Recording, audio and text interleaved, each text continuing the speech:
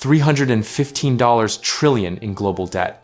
That's 3 times the size of the entire world economy. Every government, every central bank, every nation is a debtor. But if everyone is in debt, who is the creditor? The answer isn't what you think, and once you see it, you'll understand why the system was designed to never let you escape. Welcome to Financial Detective, where we don't predict the future, we reveal the pattern.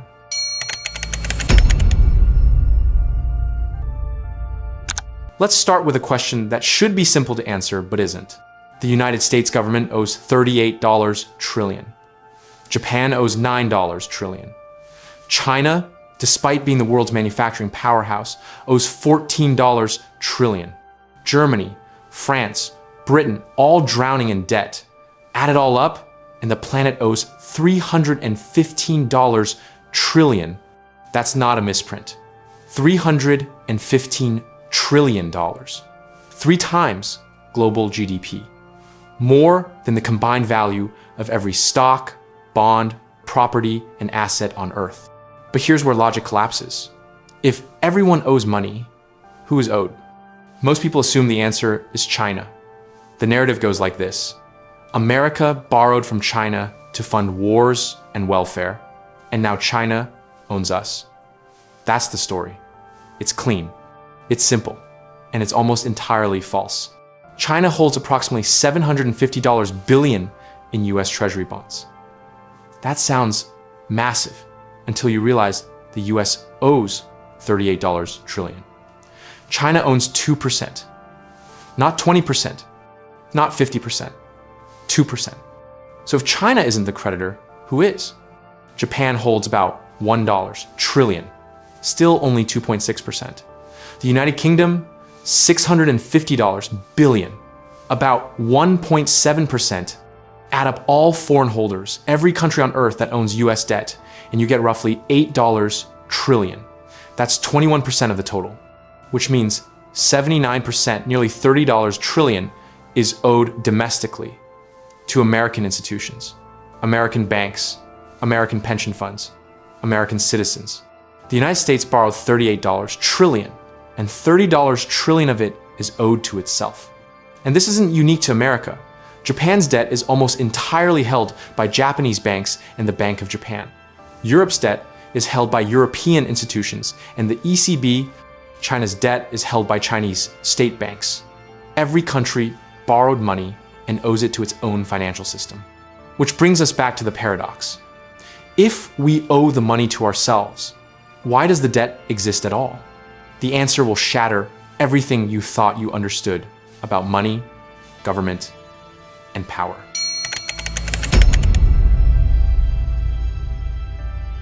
To understand why debt can never be repaid, you have to go back to the moment it was designed to be permanent. The year is 1694. England is at war with France. King William III needs money desperately. The royal treasury is empty. Traditional lenders, merchants, and nobles are refusing to lend because England has defaulted on debts before. The king is out of options. Enter William Paterson, a Scottish merchant and financial schemer. He approaches the king with a proposal that will change civilization forever. Paterson offers to organize a group of wealthy merchants to lend the government £1.2 million, roughly $300 million in today's money. A colossal sum. But here's the innovation that makes this different from every loan in history. The loan will never be repaid.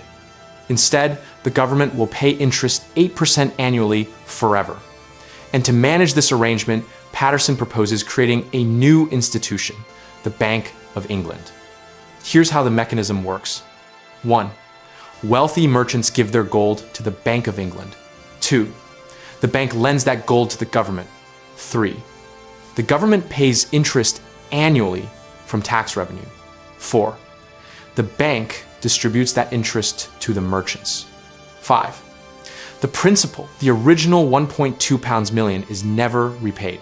Why would merchants accept this? Because the interest payment is guaranteed by Parliament. It's backed by the government's power to tax its citizens. As long as England can collect taxes, the interest flows forever. And here's the genius. The banknotes the merchants receive in exchange for their gold become currency. They're tradable. They're as good as money, better than money, because they pay interest. Parliament approves the scheme in 1694. The Bank of England is chartered. The merchants provide their gold. The government gets its war funding. And for the first time in history, national debt becomes permanent. Not a problem to solve. A feature of the system. The government pays £96,000 per year in interest forever. The merchants have essentially purchased an annuity from the state. As long as England exists, as long as it can tax, the money flows. But Patterson's real genius is what comes next. The Bank of England is given the right to issue banknotes backed by the government's debt. They can print paper money up to the value of the loan. This creates money out of debt. The government's IOU becomes currency. And the more the government borrows, the more money can be created. This is the template that every modern economy follows. Government borrows, never repays principal, pays interest forever. The debt itself becomes money. It's brilliant if you're a banker. It's catastrophic if you're a taxpayer because you're paying interest on debt that will never disappear. Within 50 years, every major European power copies the model. France creates the Banque Générale. The Netherlands formalizes government debt issuance. And by 1790, the newly independent United States adopts the same system. Alexander Hamilton explicitly models America's financial system on the Bank of England. Permanent debt, interest paid from taxes, bonds traded as currency. Patterson dies in 1719, not particularly wealthy, but the system he built persists 331 years later. The Bank of England still exists. British government debt has never been paid off. It's been refinanced, rolled over, and expanded, but never eliminated.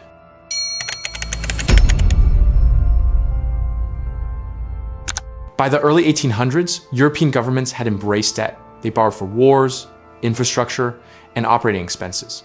But there was no organized market. Each loan was negotiated individually. Interest rates varied wildly, and only the wealthiest merchants could participate. Nathan Rothschild changed that. He industrialized sovereign debt. The Rothschild family started as money changers in Frankfurt. By 1800, the 5 Rothschild brothers had established banking houses in 5 major European cities: London, Paris, Frankfurt, Vienna, and Naples. This network was unprecedented. They could move money across borders faster than anyone else, and they used this to dominate sovereign debt issuance. Nathan Rothschild, operating from London, was the strategic genius. During the Napoleonic Wars, Nathan arranged loans for Britain, but his innovation was how he structured them. Instead of lending directly to the government, he bought government bonds at a discount and resold them to investors at a markup. He created a secondary market. Government needed money. Rothschild provided it immediately. Then he sold the bonds to pension funds, insurance companies, and wealthy individuals. The government got its money fast. Rothschild collected the spread, and investors got a tradable asset. But here's where it gets darker. Rothschild didn't just finance governments. He positioned himself so governments had no choice but to use him. In 1815, at the Battle of Waterloo, Nathan Rothschild famously learned of Napoleon's defeat before anyone else in London. His courier network was faster than official channels. He used this information to manipulate the bond market. First, he sold British bonds, signaling that Britain was losing. Prices collapsed. Other investors panicked and sold. Then, after prices crashed, Rothschild bought massive quantities at rock-bottom prices. When news of British victory arrived the next day, bond prices surged.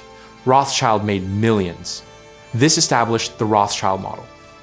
Control the information, control the issuance, control the market. By 1820, the Rothschilds dominated European sovereign debt.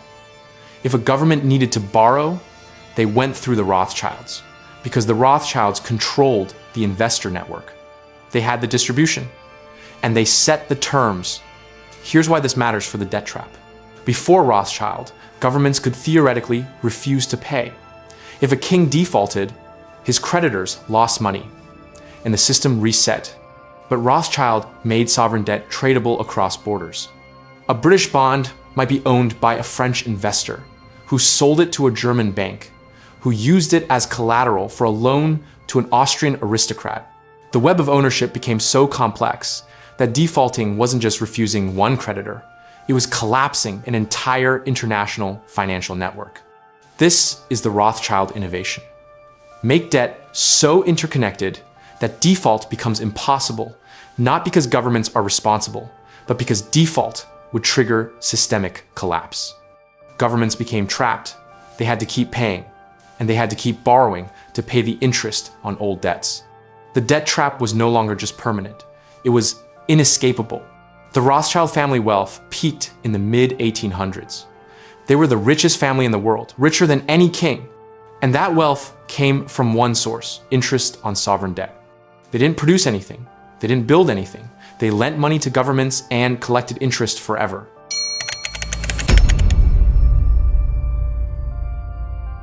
By 1900, America was becoming an economic powerhouse.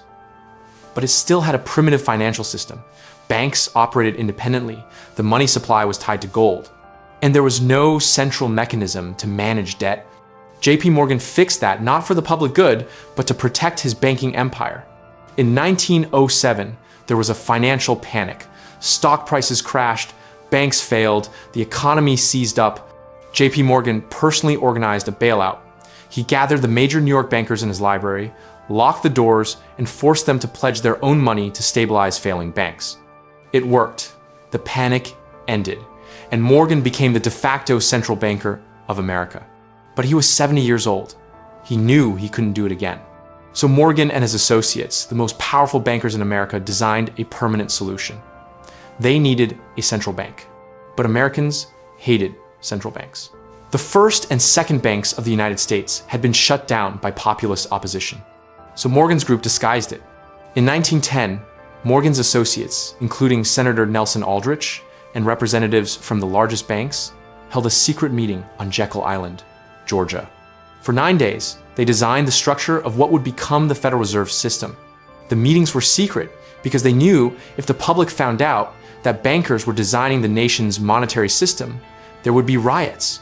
The plan was brilliant political manipulation. The Federal Reserve wouldn't be called a central bank.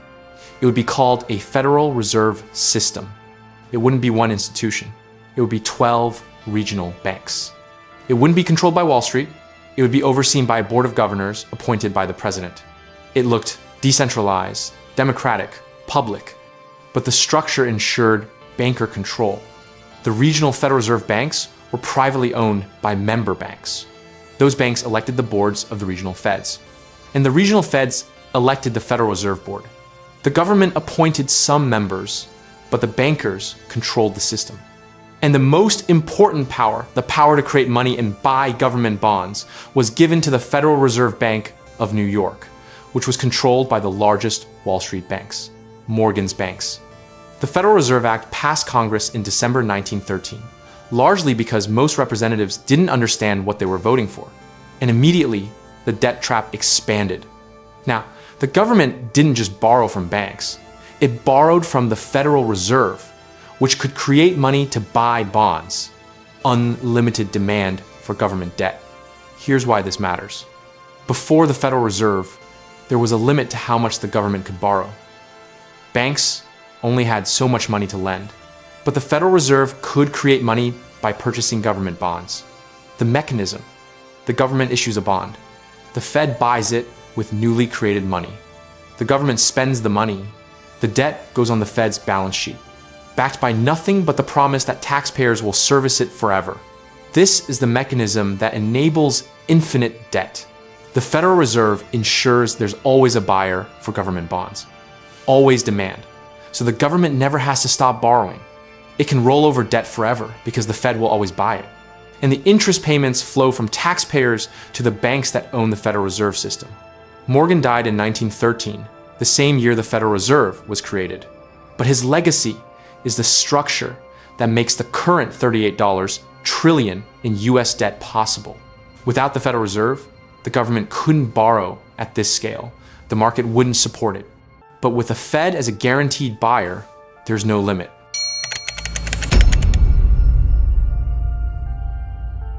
By the 1,970 seconds, The debt trap Patterson, Rothschild, and Morgan built was functioning globally. Every developed nation borrowed, rolled over debt, and paid interest. But developing nations were different. They borrowed for infrastructure, and many couldn't keep up payments. The debt trap was reaching its limits until Paul Volcker made it permanent. Volcker was Federal Reserve Chairman from 1979 to 1987. And he faced a problem. Inflation was over 10%. US credibility was eroding. Foreign governments were losing faith in the dollar. He needed to stop inflation, even if it meant causing a recession. So in 1979, Volcker raised interest rates dramatically. The federal funds rate went from 11% to 20%, the highest in American history. This crushed inflation. But it had another effect. Developing nations had borrowed billions in dollars during the 1970 seconds when rates were low. Now those loans were due and the interest rates had tripled. Mexico owed $80 billion. Brazil owed $60 billion. Argentina owed $40 billion.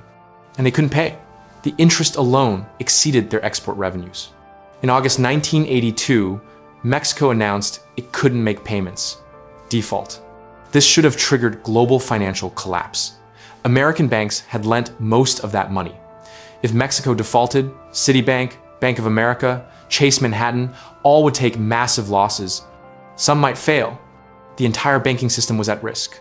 Volcker could have let it happen, let the banks take losses, let the market clear, but he didn't. Instead, he orchestrated a bailout through the International Monetary Fund, IMF. The IMF would lend Mexico, Brazil, Argentina, and others enough money to keep making interest payments to American banks. The loans were called structural adjustment loans, and they came with conditions. The conditions were brutal.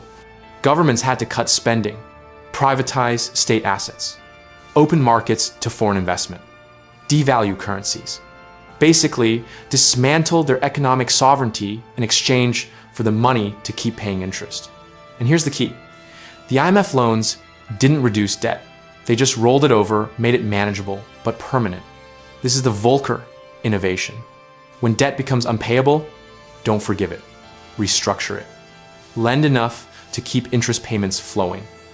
And extract political and economic concessions in exchange. The debt trap became a tool of control.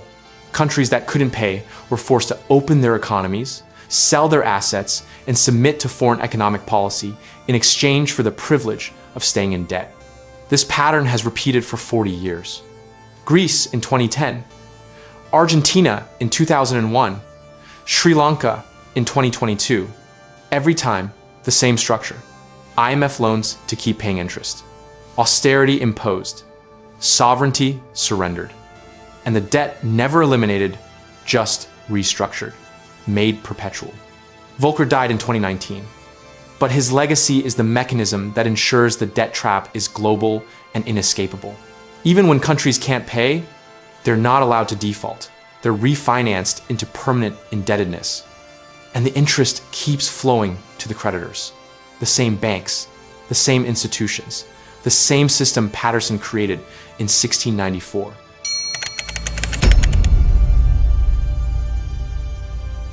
Now, let me show you how these architects built a system where debt is infinite and escape is impossible. The U.S. government issues $38 trillion in debt. Who owns it?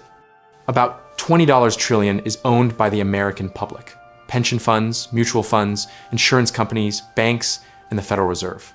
These institutions buy treasury bonds because they're considered safe assets. But those bonds pay interest about $1 trillion per year. Now, that interest comes from taxes. So taxpayers send money to the government sends it to bondholders. The bondholders are mostly institutions owned by the wealthy. It's a transfer from workers to capital. Every year. Forever. The other $18 trillion is owed to the government itself. Social Security Trust Fund, Medicare Trust Fund. The government borrowed from these programs and spent the money. Now, it owes itself.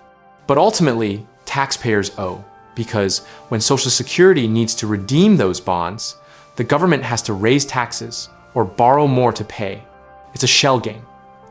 But the interest flows regardless. Now, scale it globally.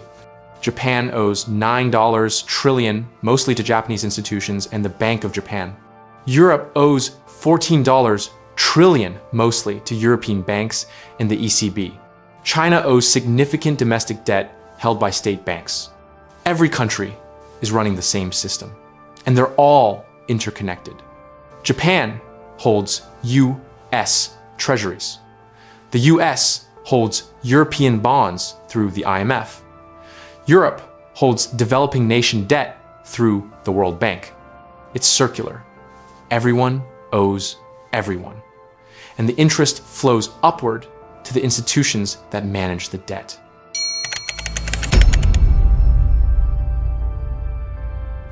Here's why this can never end.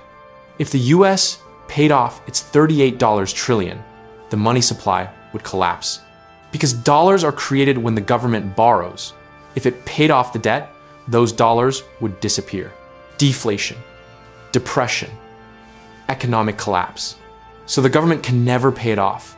It has to keep borrowing, keep rolling it over, and keep paying interest.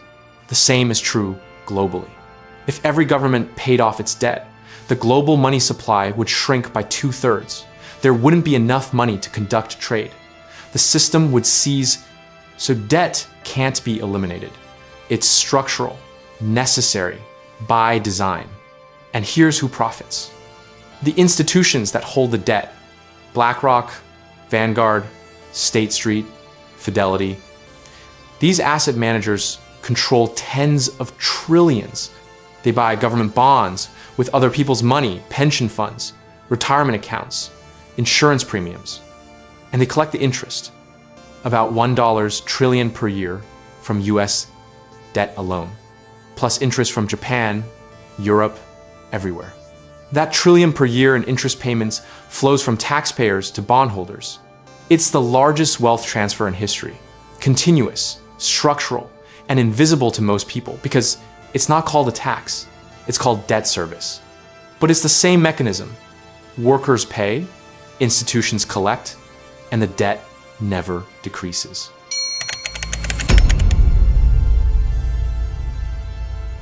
Four architects, 3 centuries, one system. Patterson made debt permanent in 1694. Rothschild made it global in 1815. Morgan made it infinite in 1913. Volcker made it inescapable in 1982. Together, they built a system where governments borrow forever and pay interest eternally. And the people who control the bonds, who manage the debt, who collect the interest, they're the ultimate beneficiaries. Not governments, not taxpayers, the financial institutions. $38 trillion isn't a crisis for them. It's a business model. Every dollar of debt is an asset on someone's balance sheet. It pays interest. It provides collateral for more borrowing. And as long as confidence holds, as long as people believe the government will pay interest, even if it never repays principal, the system functions. The debt trap is complete.